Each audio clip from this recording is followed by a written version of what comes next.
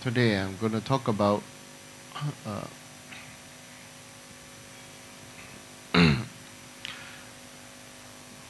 the, the purpose of practice, a purpose of Dharma practice.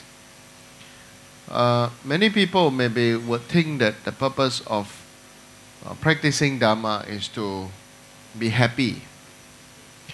Many people will also think about maybe practicing Dharma is to have a success, worldly success, to continue to maintain, to have this youthfulness, uh, good health, uh, good business,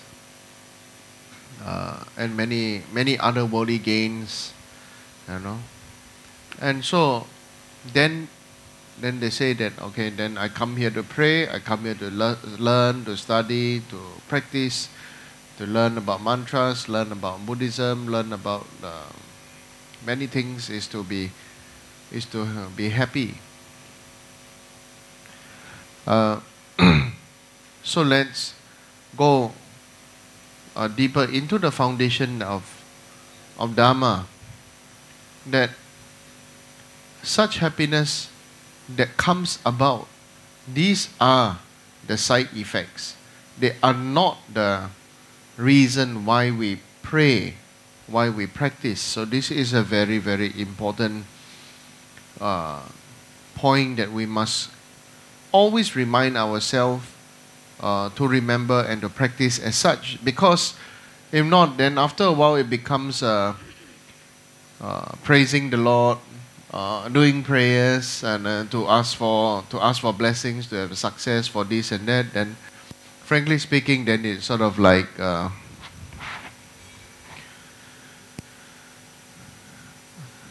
practice degenerates to become a worldly religion.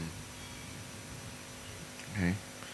And so, if we really study and look into the main purpose of study our mind, and we study and reflect upon the teachings, and if even you will pick up any Dharma book, any text, any sutra spoken by the Buddha, it very, very clearly, they are the methods to overcome our mind. Okay, those are the methods recommended or taught and said by the Buddha to overcome our mind. Our minds are always preoccupied because we have such a wide variety of minds. Some beings want this, some beings want that. But the main thing, if we go into the basic teaching of Buddha, the base is, first teaching was again the truth of suffering and truth of the cause of suffering. And therefore, and when we take refuge, we always think about why we take refuge, because we want to be free from the cycle of birth and death. We want and we need to be free from the cycle of birth and death. This should be the very basic foundation of our practice. Okay? It should be the very, very basic foundation of our practice. I don't deny there are many practices that grants us worldly success, many other things that maybe we can get from doing such practices, prayers and practices and pujas, but they are not the main reason why we want to do that. Okay? There are also oracles and bodhisattva oracles, and who also requested me, don't think so much for my students. Don't think so much of the student. Just take care of your own health, take care and rest more, and this and that. Yeah. And then there's, even though what the oracle says is not wrong, and this and that, but personally I find it, not necessary. Not necessary to think like that. Okay? So we must remember that when we practice, And when we study the Dharma, when we listen to the Dharma, it is not for happiness. Okay? Happiness will come. In fact, if you ask the oracle, okay, and if you ask seasoned Dharma practitioners, if you practice Dharma, sometimes you get more problem. Okay? Not that the problem come to you because you practice Dharma, but because finally you are addressing your own insecurities. You understand? Like, for example, our own attachment towards one toy. Maybe one kid has an attachment towards or actually we are all attached to our mobile phone now. Everybody is attached to the mobile phone. You know, you have this game and you have this app and you have this, you can do so many things. And what happens? What really happens? What really happens is that we all become lost. Say, connectivity, connect to the world, but actually you are running away from the world. When it's time to meet and chit-chat with each other, to meet and to chat with each other, to connect with each other, you know, many people then just use the opportunity to do what? They use the opportunity to, like, already done the politically correct thing. We met up, then after that start to poke at the handphone, say I'm working, I'm replying to the emails and this and that. That's not being in the present moment. Yes, you may be planning, you may be this, you may be that, but that's not being in the present moment. Okay? So we go to what is really needed in the basics, back to the basics. Does a child need your attention? Okay, does a child need your attention? The child doesn't know about connectivity, doesn't know about mobile phone, computer games. But what the child does know is spending time just to be with you. The child is very natural. Just be with you, can see you, happy already. Correct? Yeah, just to be with you, already happy. But nowadays, we desensitize ourselves. Okay, we don't want to be like this, don't want to be like that. Then we feel that we have to be cool, we have to be this, we have to be that. Then that is not facing up to the issues that we have. You know, we have attachment, and then we are very cool about it. Okay, but when you practice Dharma, your attachment arise. So what is the, you know, what page is that you recited just now? Huh?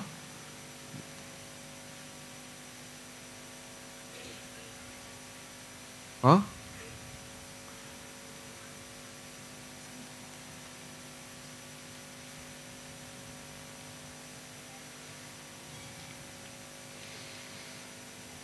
A27, it says, Precious Guru, please grant me the realizations of the path. Look at the first line, grant me the realization of the path. So what does a guru do? What is the purpose of your guru? The purpose of your guru is to bomb your face. Plant the bomb in your face. And then that bomb will bomb it will bomb your own reality.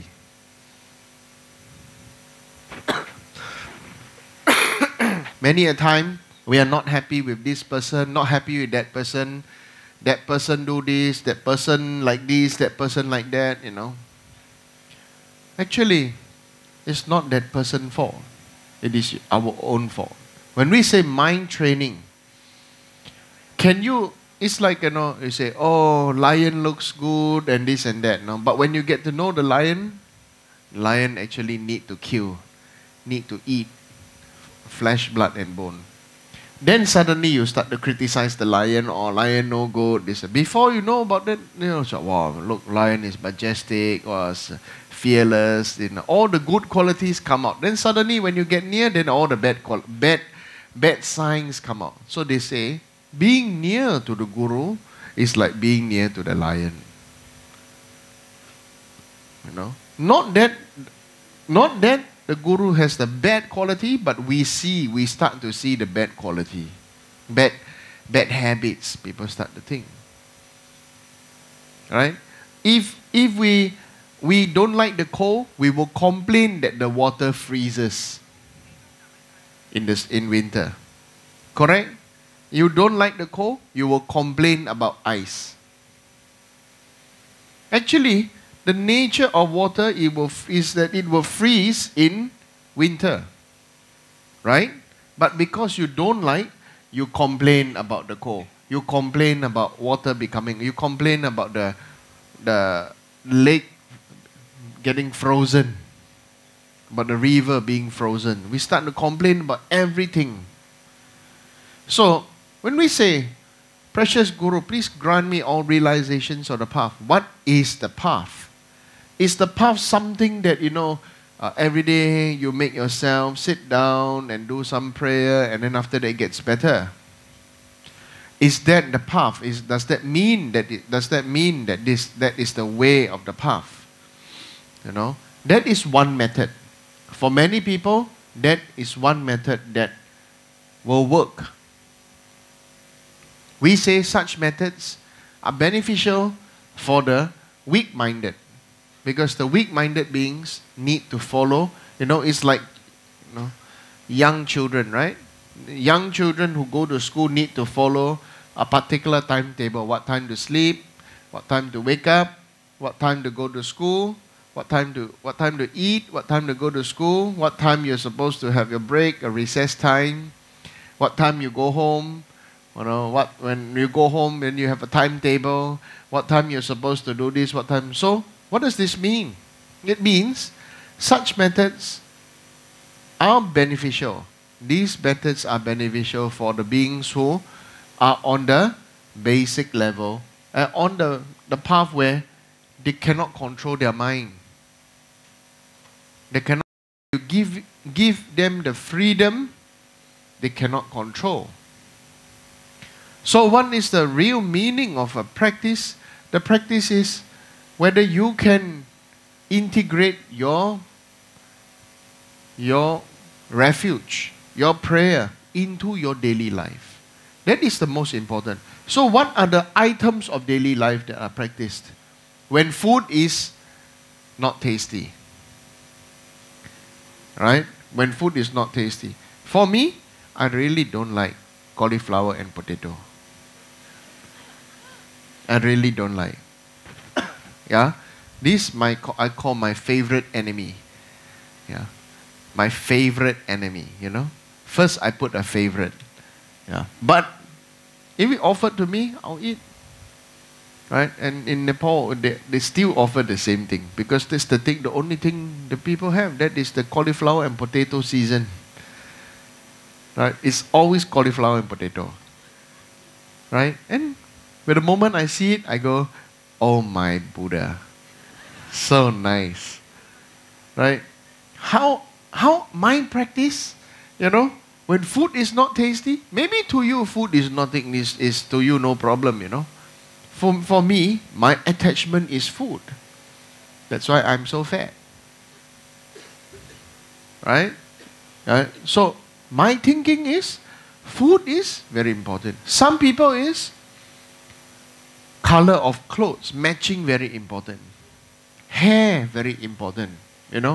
If some teenagers, you look at a teenager, they go to the toilet, and then what they do, they keep on combing, keep on adjusting. That one hair has to be like that, Then, yeah. Don't laugh, I saw, okay? Yeah, just to get the hair to be like that. They can spit. Oh, you got all gross. Right? And so, some people, attachment to No, I think some general thing, like name, fame, honor, this one, everybody, you know. But everybody have their own small things. Some are very attached to their dog. This is my dog, no, you cannot touch. Okay? Yeah. Some, then everybody have their own issues. We all have. So when we say realizations of the path, what does it mean, the realization of the path? That means how do we know that we are improving? How do we know that we are on the right path? Is when you practice, you are uncomfortable. Okay? Uncomfortable, and then when things become uncomfortable, what happens? Normal people complain, make noise, throw tantrum, throw things, scold, quarrel, fight, blame, complain, justify. Correct? Normal person. But really, I've seen, some old geishis who are from Tibet. I was very shocked, when in my teenage years, there was this old geishi. He was very peaceful and very nice, and he was such a nice lama. But if you look at his body, his skin, it really reminded me of crocodile skin. What the people tortured him, in prison. They used the razor and slice his skin, and then it kept growing the keloid, Yeah, and then when the keloid about to recover, they cut again. It's just like, for fun they do this to the practitioners. But the Geshe-la, that Lama was so peaceful. I asked him, I was so, my mind was blown, totally blown. In his presence, he was like always so smiley. But you look at every part of his skin, like this, and cannot talk, and my heart drop out, I see the suffering is intense physical suffering. I saw at that time. I saw, and I cannot talk. I just start to cry. Later, when I composed my mind, I asked Lama, please bless me to be like you. Please bless me. What was the obstacle?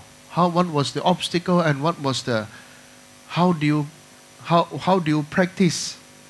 And then he told me, my obstacle was created by my own mind. I said, but it was other people that did this thing to you. My obstacle was created by my own mind. They were purifying me. Then I said, what is the greatest difficulty? The greatest difficulty and obstacle is to allow my mind to go amok, to go crazy. My mind, the purpose, they asked him, what's the purpose of practice? The purpose of the entire Buddha's teaching is to subdue our mind. Whatever the situation, it is the path, and to subdue our mind. There was no part of his hand or body that is not like crocodile skin. I think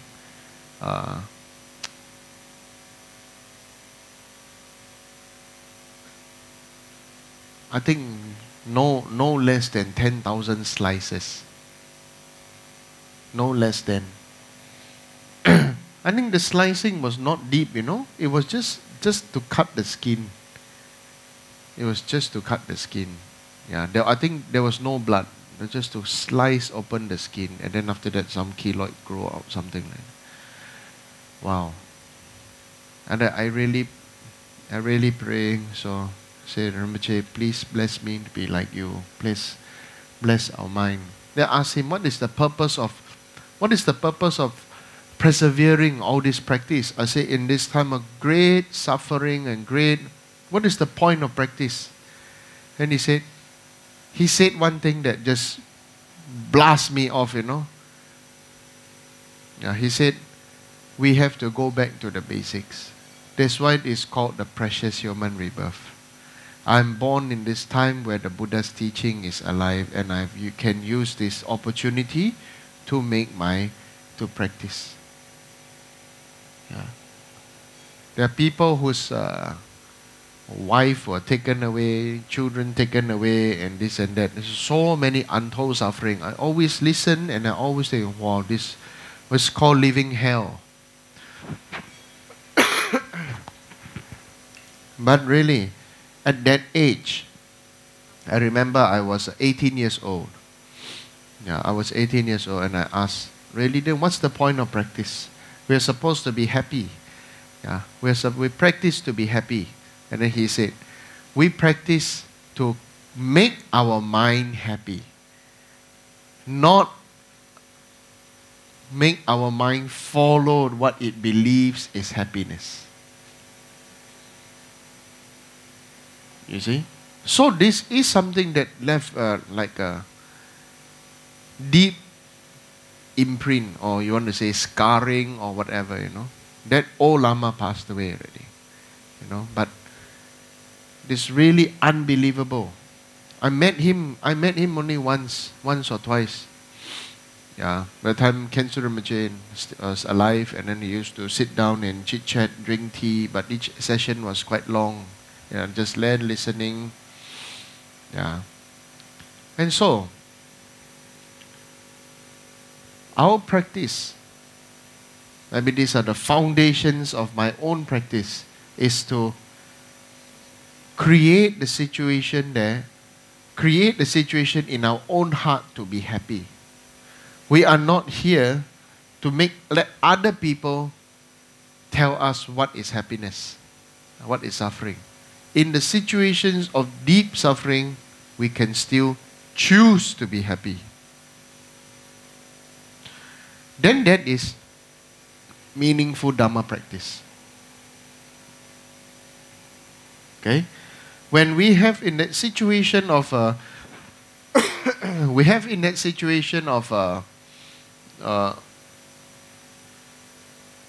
obstacle, maybe now we think, you know, our obstacle is our work, our work is not going according to what we want it to be, no good colleagues, no good boss, no good, I don't know, many things.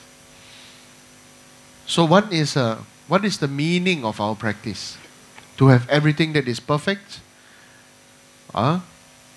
Rich people have everything that is perfect for them, you know. Rich and powerful people, they have everything that is perfect for them. Rich and powerful people that have everything that is perfect for them, are they nice people? Tell me the truth. Are they usually nice people? No. Because anything that is not up to their expectation, they blow their top. Anger, everything is just their shadow. It's not. They are so used that everything must be, you know, at their own time and place. Must be like this, must be like this, must be like that. Okay? So, when you know what is a sign to see when this person is a basic practitioner, foundational or basic, elementary practitioner, is that when they believe and they feel that everything must be like this, like this, like this, like this, like this. And then anything that is not following like this, either throw them out of your life, or that means that thing is bad. Okay? It's like some Theravada people say Mahayana is fake. You know, in Theravada, or in Mahayana, there is no Theravada. You know, like this. You think it is a very funny thing to say. It's a very not funny, a very weird thing to say. If you're on a great path, there is no purpose of the small path. If on the great, so we think now, there's a big river, is it always being fed by small tributaries? Okay? So if there is a big road, are there always small lanes? Okay? So whatever is called big means, whatever that is big means it is a accumulation of many small. So many people who think that in Mahayana they should not practice Theravada, this and that, that's their mistaken view. Okay? Theravada is within Mahayana. Is within. Okay? But Theravada is, we don't reject, but we understand it is the basic foundational path. Must like this, like this, like this, like this. Okay? So what are the realizations of the path? Realization does not mean suddenly you can see through other people's thoughts and suddenly you can have a understanding of many.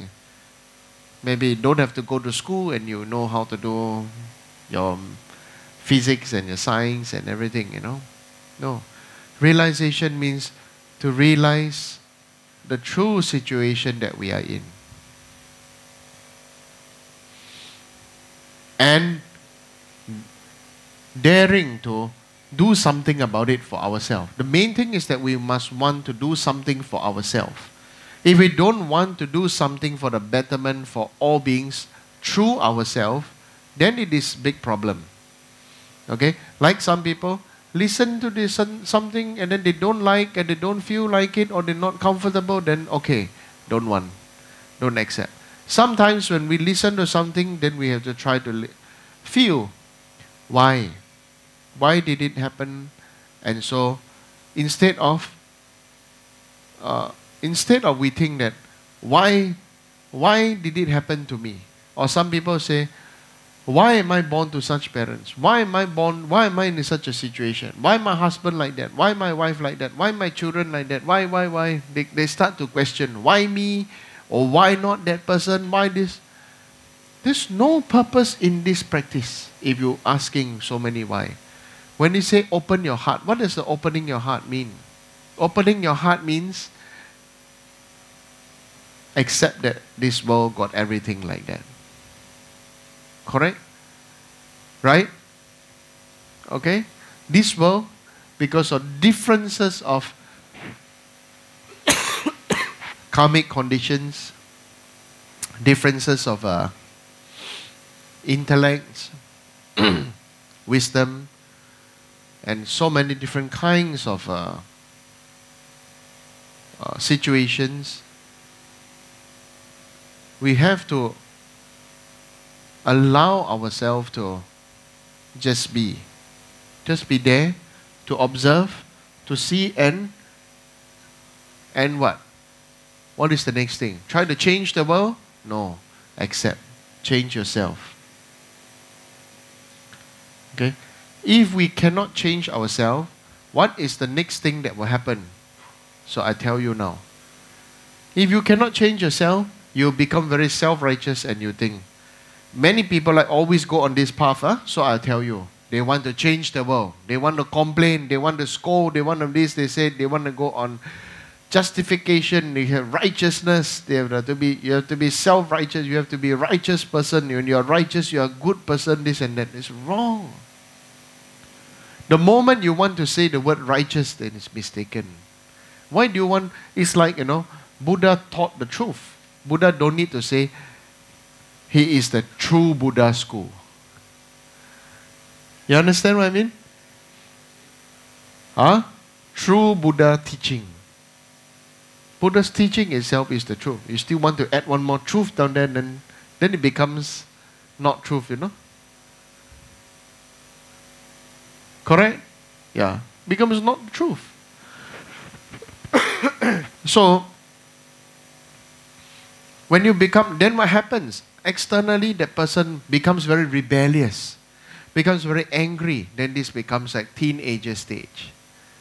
Many children, they become very rebellious. Some people are, rebellious whole life because they didn't allow themselves to accept things when something hit them when they were young. Or means they are still living in the time capsule. Time capsule. Either maybe their previous life, maybe the current life, and then many people just think, it must be like this. Some people very upset with their classmates. Some people very upset with the person who does this job. Then they say that all people who do this are bad. All people who like this are bad.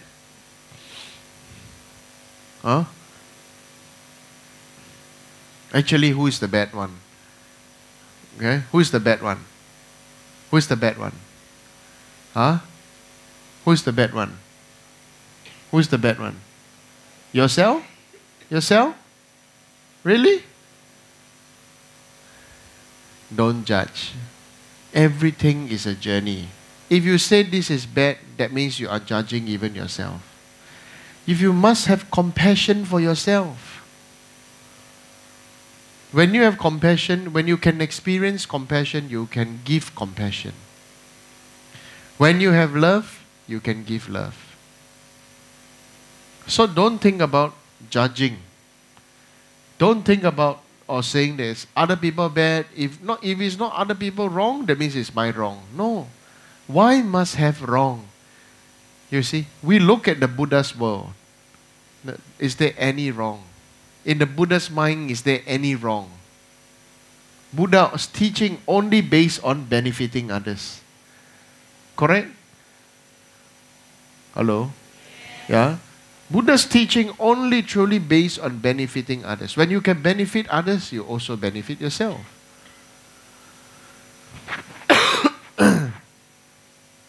So, we must understand and make this point very, very clear. Why judge others and why judge yourself? Whatever situation we are in now is a journey, is part of the evolution process. And what is the sign of a completion? The completion is when you are Buddha. So from now to all your future lives, till you become Buddha, that's why I say you just must pray to become Buddha. You will have no end of such ups and downs. No end of it. You won't think that there will be an end of it, ups and downs will continue to come. I guarantee you. So we must really look inside and within ourselves. Why must we hold and harbor darkness, hold and harbor hatred or anger or judgmentalism or bad? Okay? Now I give you one very clear example. You want? Very simple. Huh? Can light give lightness? Brightness? Can light give brightness? Can darkness give darkness? Can darkness give darkness? No. How do darkness give darkness? When the darkness is always around when there's an absence of light. So there is a varying degree of brightness, but there's no varying degree of darkness. Make sense? Hello? Right? Yeah. So that means, if you don't practice, if you don't think about wanting to become Buddha and wanting to continue to evolve to become a beneficial person. I don't want to use a good person. Beneficial person.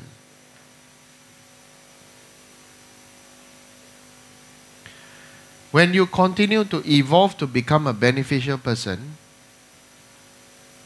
you are able to give light to the darkness around you. Okay? Because you cannot, being dark, in the absence of light, being dark, cannot give darkness, cannot give any benefit for others, because in the absence of light, everybody is in darkness. That is why in Buddhism, light offering is important. We always aspire to become like the lights. Okay? Remember, there's no benefit in giving darkness. Okay? Because you cannot give darkness. Because darkness is everywhere. You can only give brightness, light. Okay? So when we say, grant me the realization of path, grant me the realization that I am the bearer of light.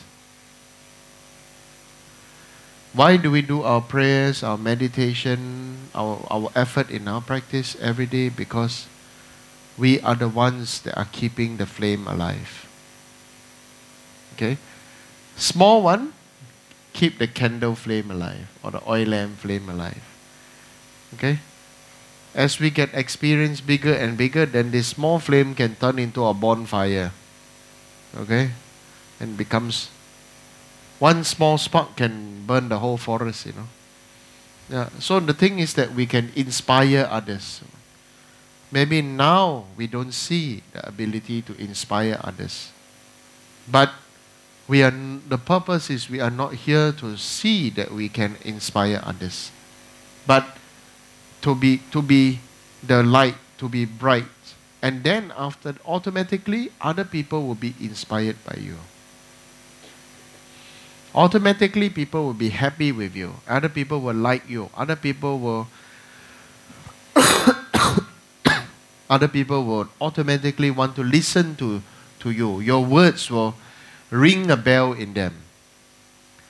Then this is called carrying the light inside.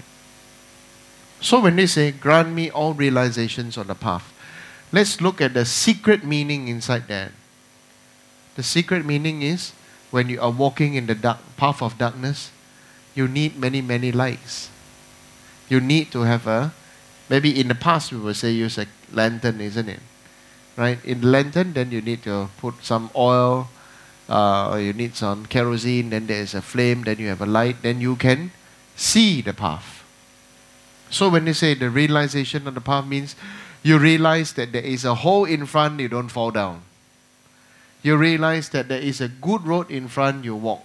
And if there is a hole in front, you try to cover it up with soil. You understand? Right. So this realization of the path, it means the Lama Atisha also said lamp of the path. We need to be the lamp on the path. And for the path to be easy and for a benefit for all others, there need to be many, many lamps.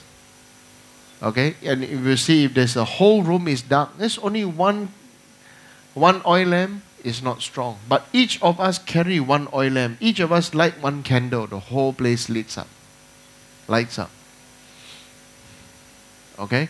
So when we say realization of the path, what does the realization mean? Realize that you can be the torch bearer. You are the light. And you be the light. You see, realization of the path, that means when you be the light, you are not upon yourself, but the light for other people so that other people can see. This is very important. That means that when you are the light, you don't just shine.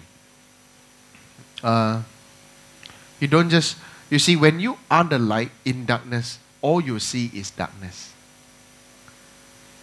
You realize? When you are the light in the dark room, all you see is darkness. Imagine you are the flame. Everywhere you see is dim because your brightness is only certain extension and everything is darkness. How can that light not feel lonely and sad? Okay? So what will the light do? What the light must try to find something else to spread the light. And then you can see more and see more and see more and clearer. Which means, when we practice Dharma, we are supposed to spread the teachings. Spread by body, spread by speech, spread by mind. Understand? Okay? This is the real meaning of realization on the path. Not, oh, I pray, I'm good, I'm okay, then okay, I don't need to bother about other people. As long as I'm good, my next life good, maybe I become good luck, or I have a good wealth, and I have this, I have whatever I want, then they said, no, this is not correct. Not correct. Okay? When you are the flame, share the flame. Light the path. That is important. This is called realization on the path. Okay? So you are truly the one that, because you come for teaching, you came for teaching, you are hearing the Dharma, and you are responsible to keep your flame alive. It's like the same thing, you know.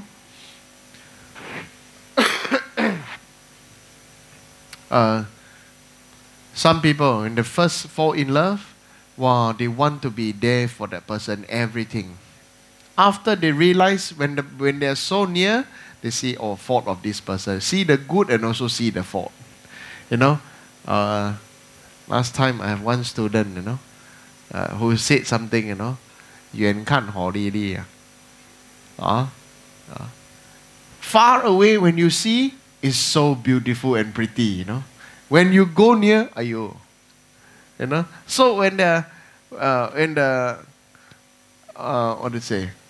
You take the photographer, not always want everything. What is sexy? What is sexy? Always in darkness.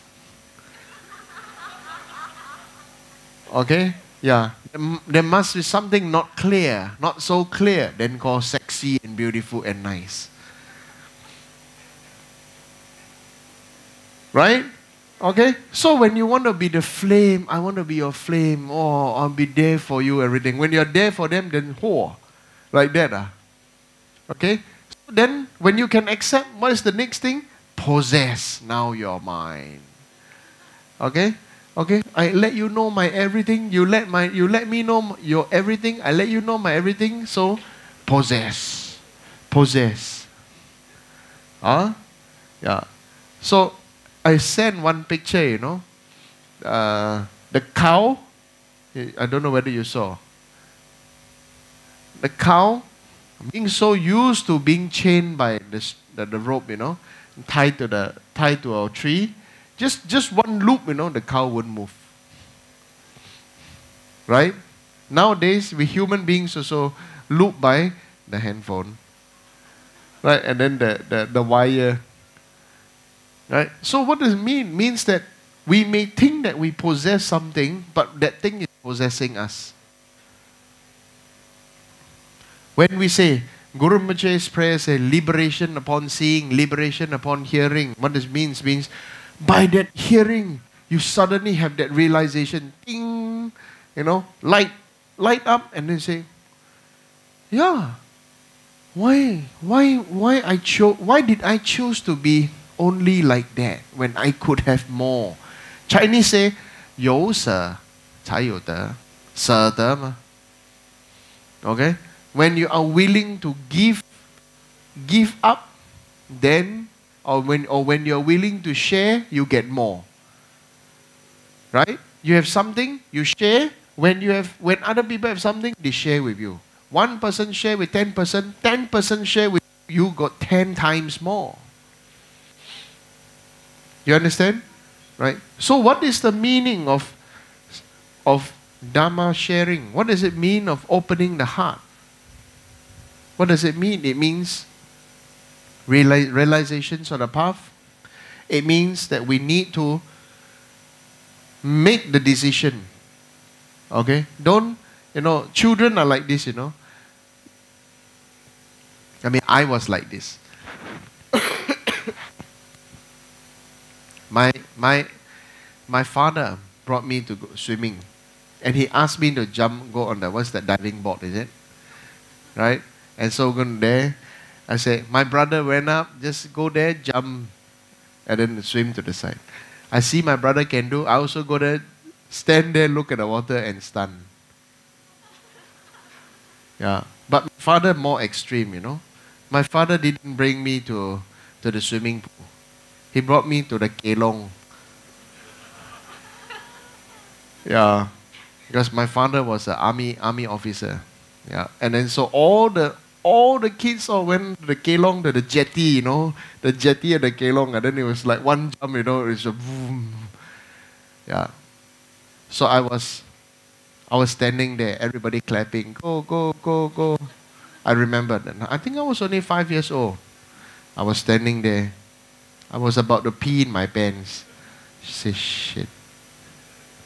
Turn around. I turn around, you know. I tell myself, turn around, and my father say, go, go, go.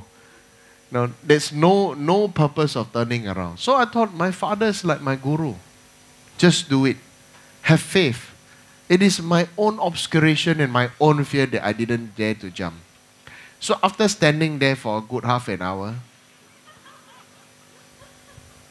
and the jetty was very high. It was, you're at the very end there.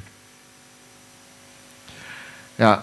And then my friend was at the side. They tell me, say, hold your breath, put the goggles, just stop breathing, fill your whole body with air and jump. Okay?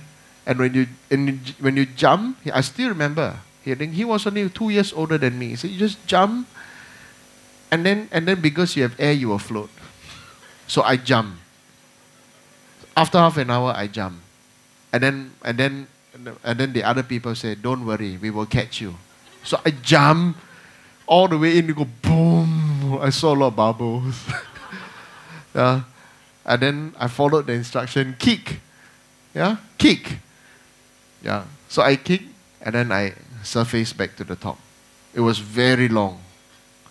I think it was really very high. Yeah. More than 2 stories high. Now I remember it's more than 2 stories high. Choling, Choling jetty, then at the very end there. So the main thing is, after I jumped, and then true enough, somebody was there. The main thing is, they kept the promise. They was there, they were swimming there, and then I held on to the hand and pull, and then we swim ashore. Okay? So this is Dharma practice. Go, jump. Okay? Jump. And know that this is the beginning of your journey. You see? Maybe somebody called the leap of faith. Because everybody has already gone through that path. Everybody gone through that path. We need to allow ourselves to have the leap of faith and do and practice. Okay? And that is the next point says, from Guru devotion to the completion of the training. What is Guru devotion? Guru devotion means listening to the teacher that is trustworthy. Correct? Right? You need to have to be devoted to the Guru that never play you out, because usually we are the one that play the Guru out, no?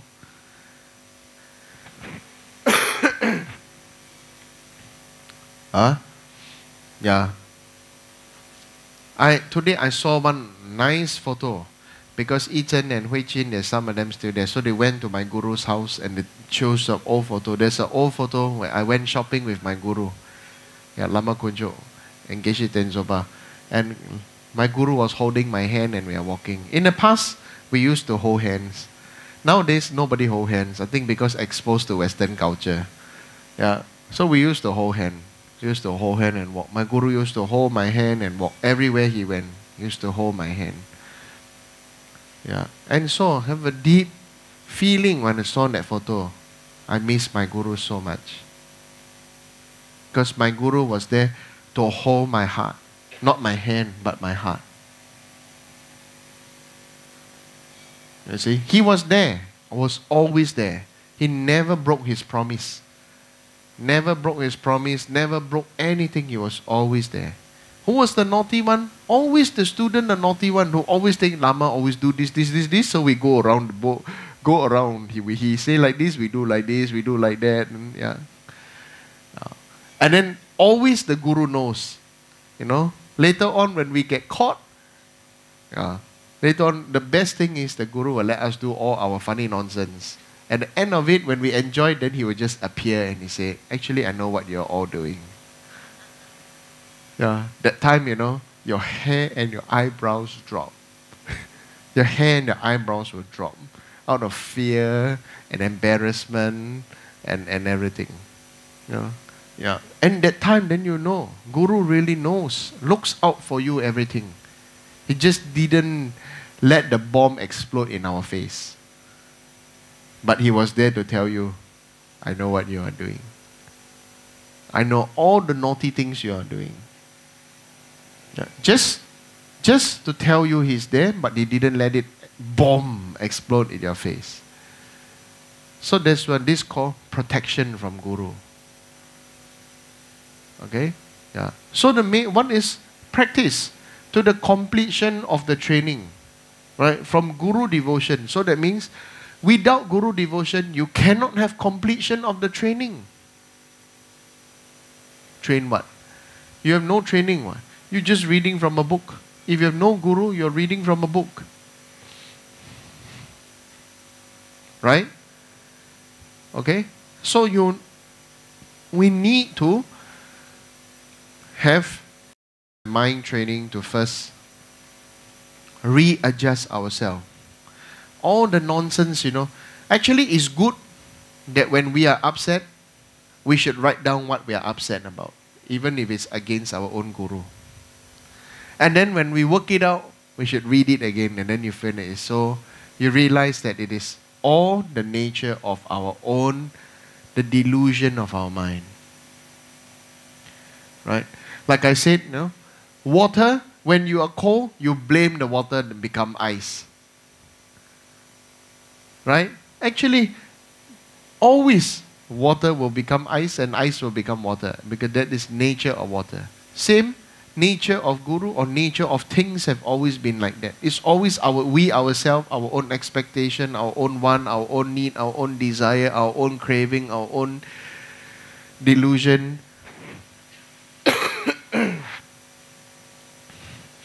That makes it our own life to be so unhappy. Right? So what does it mean to be happy? So now we have to reflect on, what does it mean to be happy? Are you still satisfied with your own personal happiness? Okay? Maybe if you are a parent, you will think for your happiness now is the safety of your child. Your child's happiness is your happiness, and this and that.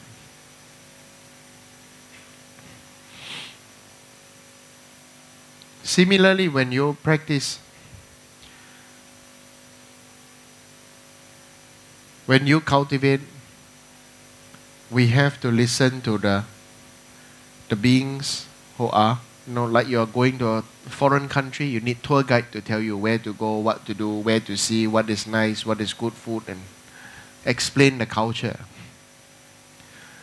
Okay? Similarly, when we practice,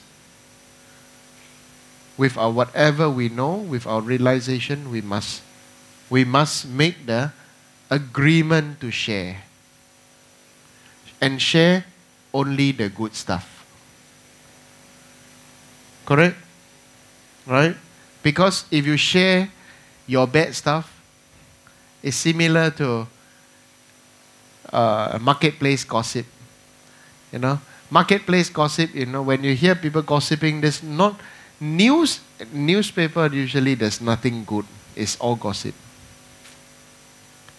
Right? Right? We are so used to reading newspaper because say, we must be updated, we must be this, we must be that. But if you really realize that, without judgment, it's gossip. There's not much rejoicing. There is no good news. Yeah, maybe that is why we must come out good news. Happy news. Dharma news. Right? So not ordinary worldly news. Because ordinarily, we like to listen to other people's failure. Ordinarily, we like to listen to other people's problems. Ordinarily, we wish other people not well so we are better.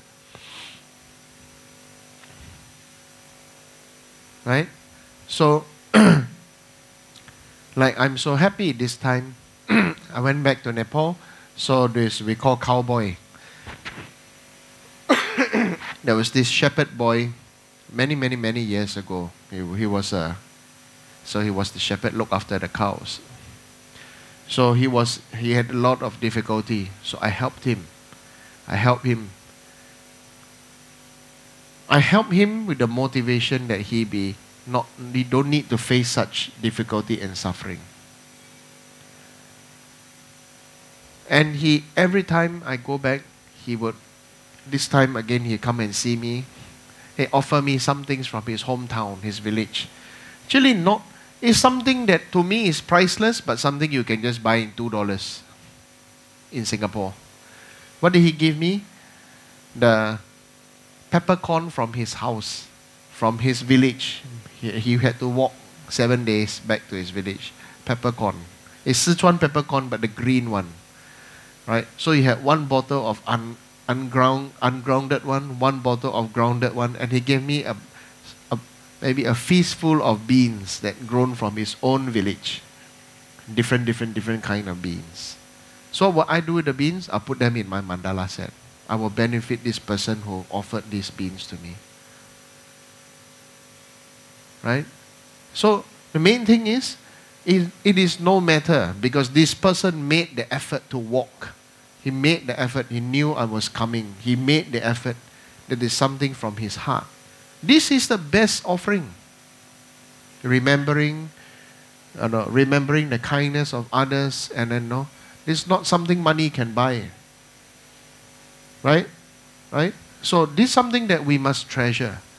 This is something that is what makes our Dharma practice meaningful. Okay? Like I said, maybe in Singapore dollars, $2 you can buy one huge bag of beans or something like that. Or stuff like that. Right? So the main thing is, we must treasure links. Karmic links. This is very important. Always have genuine care and concern for each other.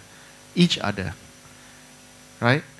Not possible for him to go and see Lama Soba Rinpoche, because Rinpoche would be so busy and so many other things, he wouldn't have ability to see Rinpoche. Rinpoche would have helped him exactly the way I've helped him. But I thought, right, if I learn from my guru, practice from my guru, I want to be like my guru. So I do whatever my guru do. Right? That is to help each other. Right? That means that you open your heart. That you have difficulty, accept gracefully help from others. And when you are able, help gracefully. Okay? So these are very important. So these are the two lines, okay, that I thought to explain a little bit. Right? Even though every time teaching you recite, but if there is a commentary, then it becomes meaningful. It becomes meaningful. Alright, then it says, from Guru devotion to the completion of the training. What is the completion of the training? That's called the unified Vajra state.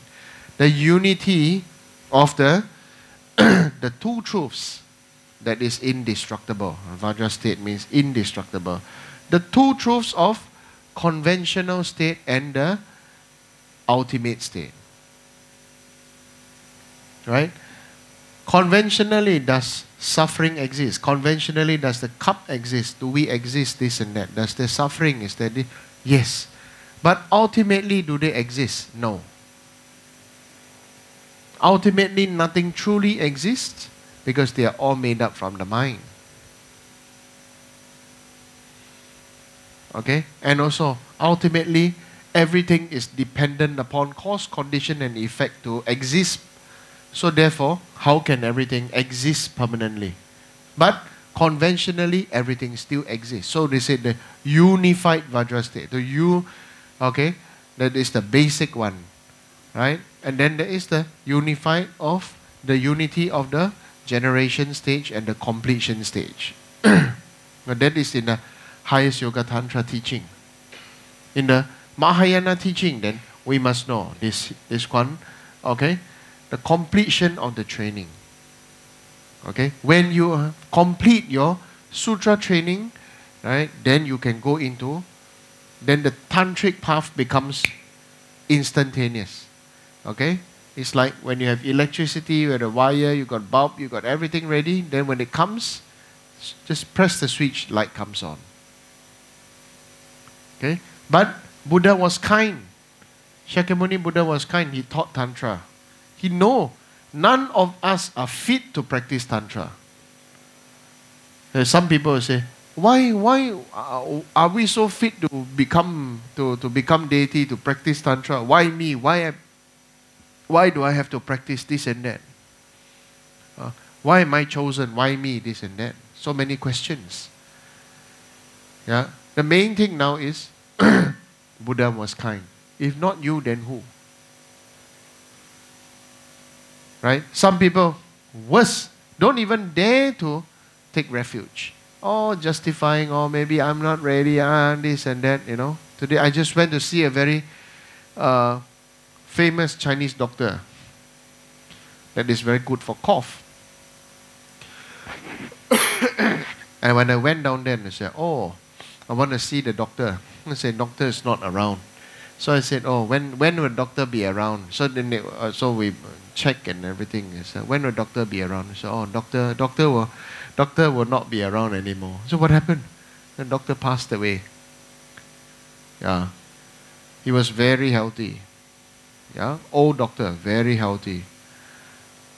Stomach little bit pain, he thought indigestion, but anyway, just went out for his lunch. Come back after lunch, he died.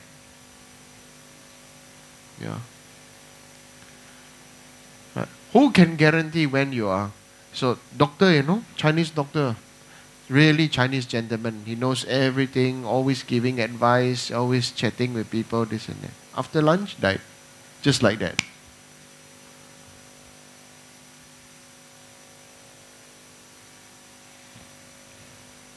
So if not you, then who? If not you practice, then when practice? If not you, if you don't practice, don't take refuge, don't take vows, don't practice the tantra, then who practice? Who practice the sutra, who practice tantra, then who practice? Who? You tell me who? Animals? Gods? Huh? Okay, so it is us. We have the opportunity now, we treasure it. We are in the condition to have it now, accept it. And rejoice and be happy about it. Other people want, also don't have. Some people we may think that, oh, this person more qualified, maybe this person more better, that person more better. But within our own self, we only see the outer form. Inner form, you don't know. Right? Inner heart, we don't know. So this is very important. Right? Okay? So today is until here. So we'll continue tomorrow.